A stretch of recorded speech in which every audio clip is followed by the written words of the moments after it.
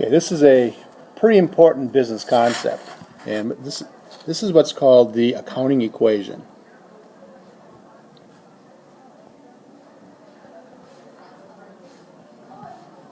Assets equals liabilities plus owner's equity. I'm also going to say net worth. It means the same thing. Now, assets are things that you own.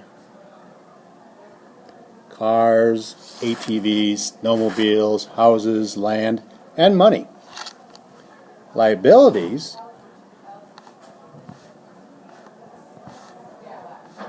are things that you owe. So if you owe someone money, that's a liability to you. Also, when you think about car insurance, in the state of Wisconsin requires that you have some car insurance, and what it's going to require you to have is liability.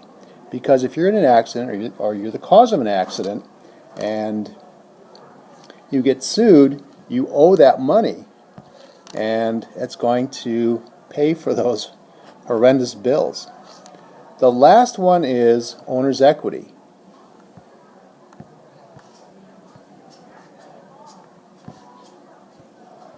And another way to look at that, this is what you own free and clear.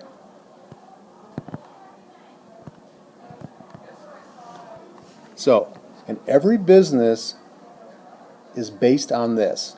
When you look at their financial statements, particularly their balance sheet, you'll see assets, liabilities, and owner's equity or stockholders' equity or net worth, same thing. So this is pretty important. Individuals, this is how you decide how much you're worth. And again, it's this column right here that is the only true indicator of whether or not you are accumulating wealth or not. If you go onto the Forbes website and you look at the world's billionaires and millionaires, what they will say is they'll have something like $69 billion. But right above that, it will say net worth. So these two things, it's pretty impressive. When they say someone's worth $69 billion, that's their net worth. They don't owe. That's after everything's been paid. So that's, again, I think that's quite impressive. Okay, using the accounting equation, let me tell you a little story and show you how this works. Because all businesses, all people, use this equation. So, we have three young men, Jim, Luke, and Lukash. All three guys are going to buy the same car. It's a very, very expensive car. It's worth $500,000. Jim is a saver. He decided he was going to hold off and save until he had the entire $500,000. So this is how his financial situation looks. So a car is an asset, so it's worth $500,000. He owes nothing on it because he saved, and then his net worth is $500,000. Because we've got to make this equation work out. Luke, he was kind of a saver. He was pretty patient, but not entirely. And he saved for half of it. So he bought the same car for $500,000.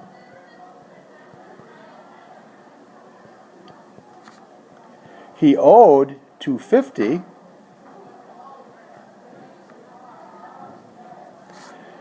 And his net worth is $250,000 also. Lukash lived for the moment. He was in the here and now. He couldn't wait. He wanted this car, and he wanted it in the worst way. So he bought the car for $500,000, but he didn't save anything at all. So he borrowed the entire amount. Now in real life you wouldn't be able to do that. But this is what his financial situation looks like. Now, ladies, which one of these young men is the most financial chick magnet to you? I think everybody's going to agree it's going to be Jim, right here. Why? Because financially, he doesn't owe anything. His net worth is $500,000. So he's number one. Number two. Again, who's going to come in second place? Well, it's going to be Luke. I mean, a lot of people owe some debt, and that's not unusual. But he saved $250,000 and still owes $250,000, but he's halfway there. The big loser is Lukash. He owes $500,000, has no net worth, has nothing invested.